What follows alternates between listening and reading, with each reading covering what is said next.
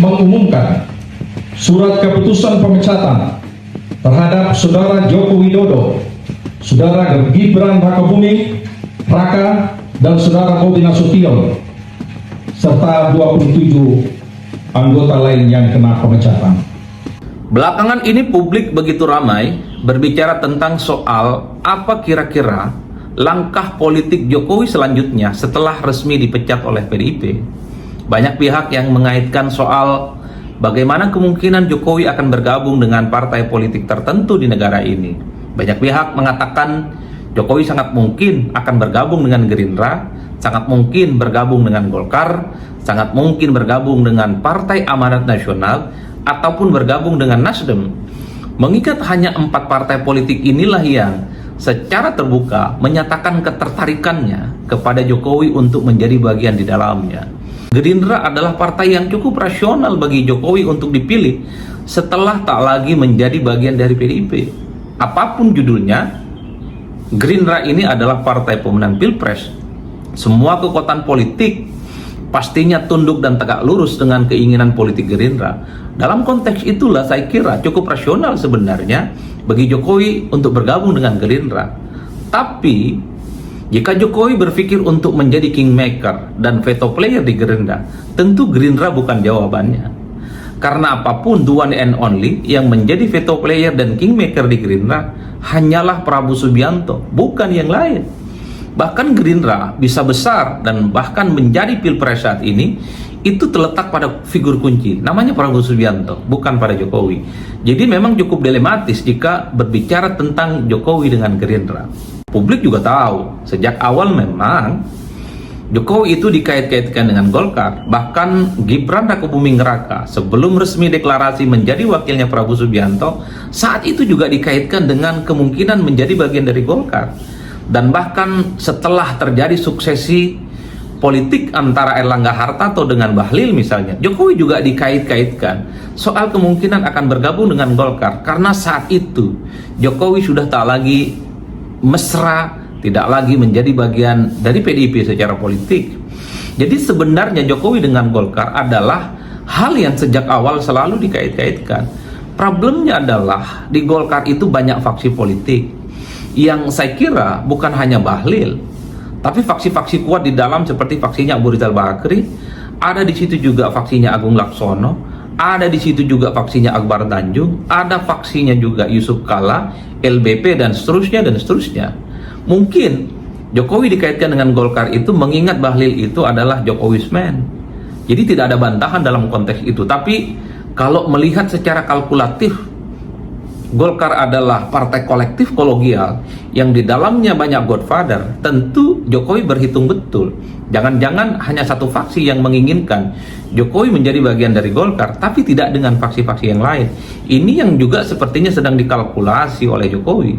Bukan berarti jika Jokowi bergabung dengan Golkar akan menjadi orang penting yang bisa mendirect dan menorkestrasi bagaimana Golkar itu di masa yang akan datang. Sepertinya untuk Jokowi yang mantan presiden 2 periode, pengalaman politiknya dinilai moncer, tentu tidak terlampau tertarik dengan partai-partai kelas menengah ke bawah. PAN dan Nasdem harus diakui, kalau kita mengaca pada hasil pileg di 2024 yang lalu kan suaranya masuk kategori kelas menengah. Bagi Jokowi sepertinya 2 partai ini tidak terlampau diperhitungkan. Karena jikapun bergabung di dalam, selain tidak menjadi veto player, selain tidak menjadi kingmaker, tentu bergain politik dengan partai-partai yang lain sepertinya tidak akan sekuat apa yang terjadi dengan Gerindra ataupun Partai Golkar.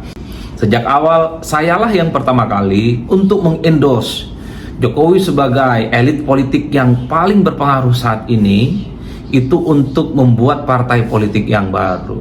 Argumennya saya sederhana.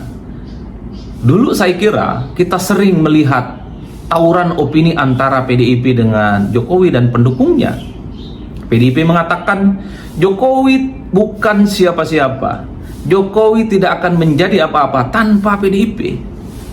Tapi Jokowi dan pendukungnya juga membantah balik, justru PDIP lah yang tidak akan menjadi apa-apa, justru PDIP lah yang akan terjun bebas tanpa adanya sosok penting seperti Jokowi. Di antara 2 klaim politik ini, tentu menjadi penting setelah Jokowi resmi dipecat oleh PDIP. Ini adalah momen pembuktian yang paling sahih bahwa Jokowi harus tunjukkan kepada publik, khususnya kepada PDIP, dengan partai politik yang baru ini, Jokowi bisa jauh lebih besar dengan PDIP.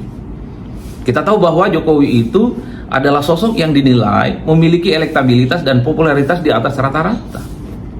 Ini yang saya kira memang menjadi modal sosial kepada Jokowi, bikin partai politik untuk tunjukkan bahwa Jokowi sekalipun tak lagi jadi presiden, tapi pengaruh dan aura politiknya masih cukup mempesona. Jokowi itu punya segala-galanya untuk bikin partai politik baru. Satu, Jokowi itu adalah mantan presiden 2 periode. Jokowi itu adalah mantan gubernur Jakarta. Jokowi juga adalah mantan wali kota Solo. Nyaris tak ada orang di negara ini yang secara linier menjadi wali kota, gubernur, dan presiden, kecuali Jokowi. Ini adalah modal yang cukup besar untuk membuktikan bahwa Jokowi di tengah kecemerlangan politiknya, bikin partai politik baru, dia akan terus menjadi pesona dan idola di seluruh pemilih di negara ini. Apalagi kita tahu bahwa dari berbagai survei yang kemudian hampir tiap hari kita baca, approval rating atau tingkat kepuasan kinerja dengan Jokowi di akhir masa kekuasaan politiknya ini kan cukup menjulang sampai sidratul muntaha. Itu tidak ada yang bisa membantah. Ini adalah modal sosial yang utama sebenarnya bagi Jokowi untuk mendirikan partai politik. Bahkan kalau kita mau list satu persatu, salah satu syarat untuk mendirikan partai politik di negara ini itu adalah faktor kefiguran dan faktor ketokohan. Kita tahu misalnya PKB, ada figur kunci namanya Abdurrahman Wahid saat itu. Partai Amanat Nasional, kita juga tahu figur kuncinya adalah Amin Rais. Dan bahkan partai-partai pasca reformasi misalnya, itu muncul juga karena dari kefiguran. Kita sebut saja misalnya Prabowo Subianto. Setelah tak lagi jadi Golkar, Prabowo bikin Gerindra. Setelah Wiranto tak di Golkar, bikin Hanora. Setelah misalnya Surya Paloh tak di Golkar, bikin Nasdem. Itu artinya apa? Faktor-faktor ketokohan itu selalu menjadi instrumen, bahkan menjadi kunci untuk mendirikan partai politik. Jokowi punya itu. Yang kedua tentu harus diakui, Jokowi itu dinilai semacam klaim politik, memiliki basis massa, punya loyalis, dan bahkan para relawan-relawan yang tersebar di seluruh berbagai penjuru. Relawan politik Jokowi mengatakan mereka punya akses dan jejaring politik hingga RT RW saat ini. Itu yang saya kira sebagai bekal politik kedua bagi Jokowi untuk mendirikan partai politik yang baru. Tinggal uji materi, apakah betul bahwa klaim politik Jokowi itu memiliki basis massa yang cukup solid, memiliki relawan yang cukup militan dan cukup bisa diandalkan. Dengan partai politik baru, Jokowi kemudian establish, bisa menunjukkan sebagai sosok yang bisa mendirikan partai politik yang saya kira relatif kompetitif di masa yang akan datang. Tentu yang ketiga itu adalah tidak boleh kita ingkari, modal terpenting dari Jokowi itu adalah figur keberlanjutan. Berbagai survei menunjukkan misalnya hampir 65% masyarakat menginginkan keberlanjutan politik, sukses politik yang sudah dilakukan oleh Jokowi. Hari ini harus diakui bahwa figur sentral yang menggaungkan keberlanjutan itu adalah Jokowi. Ini yang saya kira menjadi 3 variabel, modal sosial, modal politik. Kenapa saya sejak awal mengatakan Jokowi itu punya segala-galanya untuk mendirikan partai politik yang baru, yaitu figur dan ketokohannya. Yang kedua adalah memiliki jejaring sosial politik seperti relawan dan basis massa, terutama di kalangan nasionalis. Yang ketiga adalah sebagai sosok yang dinilai sebagai figur keberlanjutan politik. Oleh karena itu, tak ada lagi cerita sebenarnya bagi Jokowi untuk dikait-kaitkan dengan partai politik yang lain yang sudah established dan sudah mapan. Ini saatnya Jokowi itu memberikan tradisi politik yang baik. Setelah tak lagi punya partai, saatnya mendirikan partai politik yang baru. Suka tidak suka, negara ini selalu dikendalikan dan dikontrol oleh partai politik. Semua keputusan politik, semua kepentingan politik, kuncinya adalah di partai politik. Ini tentu semacam uji materi bahwa Jokowi itu sebenarnya adalah orang hebat setelah tak lagi menjadi bagian dari PDIP. Ini spesifik buat PDIP. Jokowi bisa tunjukkan bahwa partai yang dibuat ini bisa kompetitif dan bisa bersaing dan bahkan bisa mengalahkan PDIP di masa yang akan datang. Itu adalah untuk mengukur bahwa Jokowi itu adalah sosok yang kuat, sekalipun tak lagi menjadi bagian dari PDIP, sekalipun tak lagi menjadi presiden. Karena kalau Jokowi bergabung dengan partai politik yang sudah mapan, bergabung dengan Gerindra misalnya, bergabung dengan Golkar, ataupun PAN dengan Nasdem, kekuatan politik Jokowi nggak bisa diatur. 4 partai politik ini sudah mapan.